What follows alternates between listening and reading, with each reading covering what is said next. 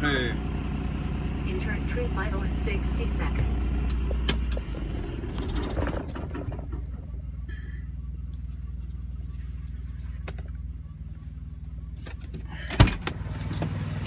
Be in here. Literally,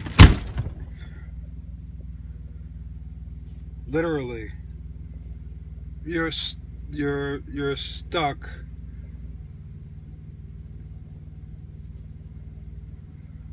literally at a level, and all you have to do to unstick yourself, I mean this practically and literally, all you have to do to unstick yourself is stop referring to the past. Stop referring to associations, experiences, associations, memories that are no longer relevant for you. That's what you mean by when you just said protecting my ego. It's those, when something new happens, I associate it with my memory, my past experience as memory. And that's all the ego is. Because we could look at all that experience as what makes the ego, and what I hold on to, what I'm attached to, as a sense of identity, because it's very difficult and scary to live in the world without a strong sense of identity. So we fabricate it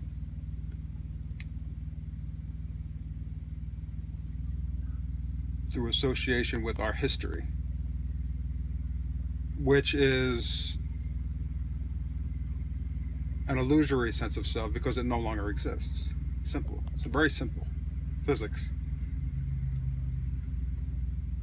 What exists is right now, completely new and completely incorruptible and untainted by what you think you are, which is this history of conditioning and response, because I'm associating what's happening now with what happened in my past, my memory, which is my ego. So the ego is the repository of all those memories and attachments, identifications, my identity. So important to me. So literally, simply, what you have to do, you're right on the verge of it, but you keep on falling, slipping back from it. In a sense, you're attaining it, and then you're slipping back. Like you just can't get over that threshold of awareness, of consciousness. It's like I'm there, I'm there, I'm there, I'm there, I'm there, and like a truck trying to get over the hill. And once you get over that, it gets easy for a while. Like, wow, this is cool. This is a nice ride. And of course, there's another incline. So you're right there. So what you need to do is abolish completely. It's not so hard to do any reference to the past. That's why I say what you think you know. It's useless information. If you're trying to pass a test for work, of course, you need your long-term memory and your short-term memory, and that's fine. That's the way we live. That's life. But I'm talking about in a sense of identity and who we are, identifying with the ego, the story. You can simply let all that go, and the way we do that, the mechanism through which we do that, is just completely be open. So when I say what I'm providing for you is it's not to open a discussion or open a sort of a debate. It's just to listen and intuitively understand. Listen. And you don't have to worry about your mind being taken over. People who have to worry about they have to protect their thoughts are the ones who don't have thoughts of any value. Those thoughts that they're trying to protect are already obsolete. But this is very often what we do. We encounter new information that doesn't match our model of the world. It's new. And right away we become protective and frightened. Fight or flight.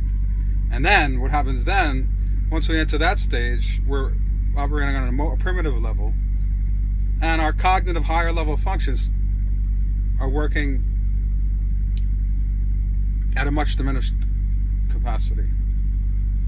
So then I have this literal narrow-mindedness, a physical narrow-mindedness, as well as an ability level to understand and interact with the world. I become narrow-minded. I become limited to those pathways and associations that I'm familiar with. So that's why I say, forget about what you think, memories. Memories are things that have no longer, the associations, the memories today to the past are no longer relevant. It's like looking at a picture. Very often we like to look at a picture because of childhood, or when things were good, some type of idea that these good old bygone days. That's nonsense.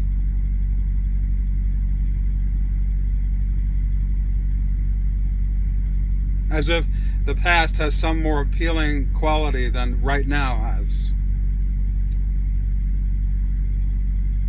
So to avoid this type of narrow-mindedness, neurological, physiological, as well as ability level to interact and understand in the world, there's just the question of openness. So when I present this content to you, it's not for you to judge, or for you to say, try to fit into a pattern of experience that you know and judge whether it's valid or invalid based upon your past experience, because you can't do that, because you haven't achieved that level of consciousness of which I'm talking.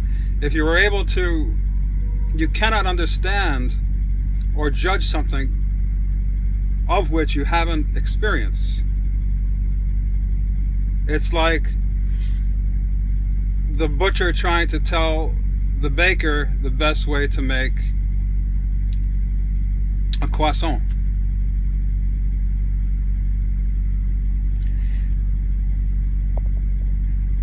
So the content I provide is not for you to judge the validity of, because it's impossible. Your judgments are of very limited value, because you haven't yet attained that level of consciousness of which I'm speaking. So it's for you to just listen with an open mind. So then I come back to the final answer, the final solution to this narrow-mindedness, or this ego, empirical ego, what they call historical sense of self, is just openness. So that's why I keep hammering away. I keep on reiterating, not judgment, not no judgments, just experience. Get to the habit of just experiencing what's happening around you in the world, and then something like this, where the content provided is for the sole purpose of helping you expand your intelligence. It's designed to do that. If you take it in with an open mind, it'll work at a magic.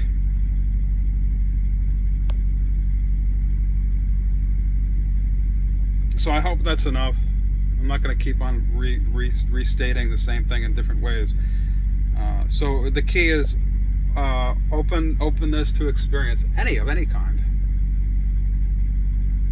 And then we talked about before, then when I'm open, I have nothing to protect, I have nothing to hide, I have nothing that I think can be taken away from me. It's just a very vibrant way of life, a very fascinating way to live your life. And this is, of course, the nature of intelligence. Okay, bye. Thank you.